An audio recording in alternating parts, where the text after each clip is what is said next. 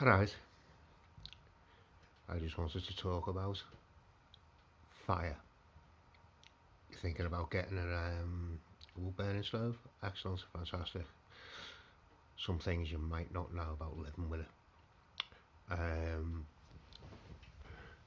First thing, when it comes and gets fitted, they're painted at the factories. For the first week that you own it, you are advised to have small fires, let it go out, have a small fire, let it go out. Your fire alarm is going to go off because what that's for is for baking in the paint that it's painted with. Your smoke alarm will go off every time you light it for at least the first week. That's why I'm glad we got ours fitted in the summer, because we were able to do that before we needed it. We were a bit worried because the fire alarm kept on going off, but it's the paint, you could smell it. Since then, it's been great. We've been able to have it on full blast. One of the first things the fitters did when they came was fit that. That is a carbon monoxide alarm that you would normally have by a boiler. Really important, but it's never gone off. We don't use our radiators at all now. We just use this. We can deal with a cold bedroom. It doesn't really matter. And it takes the chill off everywhere. You are going to become one with having your living room carpets and stuff like that look like rat cages, because wood has a tendency to fall apart and stuff like that. So you're going to have bits of wood all over the place, bits of dust and ash and all that kind of thing. So if you're incredibly fastidious and you've got OCD about stuff like that, it's going to make your life hell.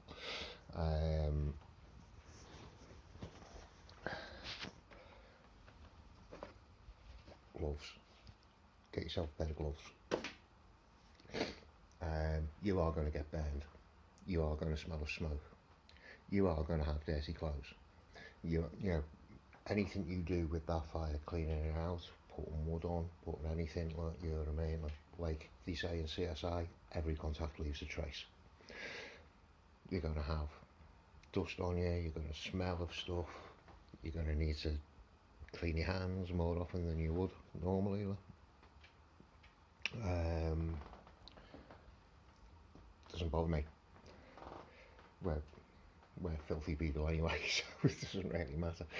But right, so like, lots more dust, lots more bits, lots more things. Got some burns in the carpet and stuff. That's why we've got that doormat there. Got an owl shovel and a brush. It's kind of essential for, you've got to drag it all out onto the hearth and then clean it up from there. You've got a slate hearth like we've got. You wash it, it's going to turn grey. So that's where WD-40 comes in handy. Now you might think that's a bit odd having that near a fire, but it's slate. You spray it with WD-40 and give it a wipe and it goes black like it was brand new. I've got a little Chinese kettle there, let it boil water on, saves the wacky.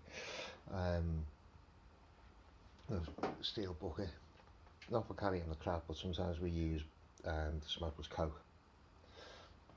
So that's for that really, and for putting kindling in and just keeping the gloves in and that kind of thing and what have you. Keep our wood next to it. This was the box that came in. We just knocked the side off it and thought, oh, we'll get something else, but it works great. It's just there. We're not fashion victims or anything so it's function before fashion, and that's it. That does the function perfectly well. When they came to fit it, it was all done in about 3 hours. You just knocked a load of brick out, shoved the thing up, got on the roof and did whatever it was that you did on the roof, and then put that in, plastered it, didn't paint it, our fitters didn't paint it, but I painted it the next day. Didn't really matter.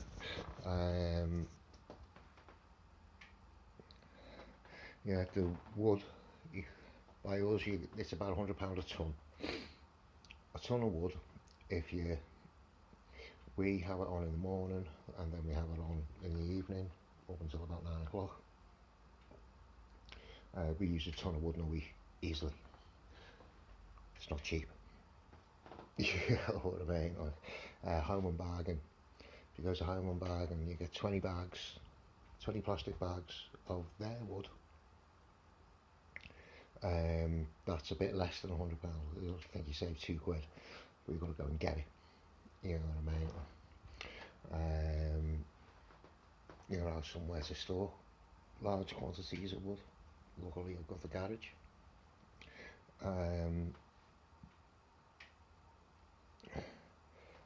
So we bought the fan. It looks like it's going really slow, but it isn't. It's like it's nearly taken off there at the minute. Not sure whether that makes much of a difference or not. It just moves the air around. You can't feel it, but you know, it moves the air around, stops it being static. But one of the most important things, and one of the cheapest things, is your temperature gauge there. Like, just gives you an idea. You know, like that white mark there is, keep it in there. It's warm. If it's at the top end, it's extremely warm. If it's at the bottom, there isn't. I've scrubbed off all the imperial things because it's confusing for the kids and that, like, you know what I mean? So I've just got the metric stuff there because, well, basically I live in the 21st century and not in 1750.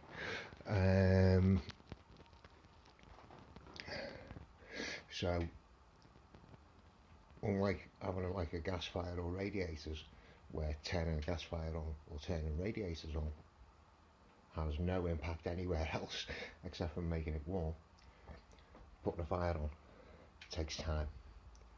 It takes time to put it on, and you're going to smell like it, and you're going to look like it. You know what I mean? If you use it all the time, we're not using it for kind of, oh, we'll put it on because it looks nice of an evening for an hour or whatever. But no, this is our main source of heating. And I look after the fire more than anyone else, so I'm always covered in ash. I always smell of smoke. I've got burn marks all over me and stuff like that. Luckily, I don't care about any of that. What I want to do get is a half thing for it, like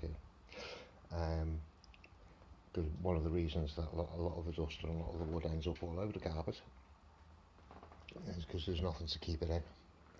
So I get like a little half surround for it. So like that'll be the working area then. Right then. That's, you know, like kind of living with a fire. You know what I mean? Right. See you later. Bye now.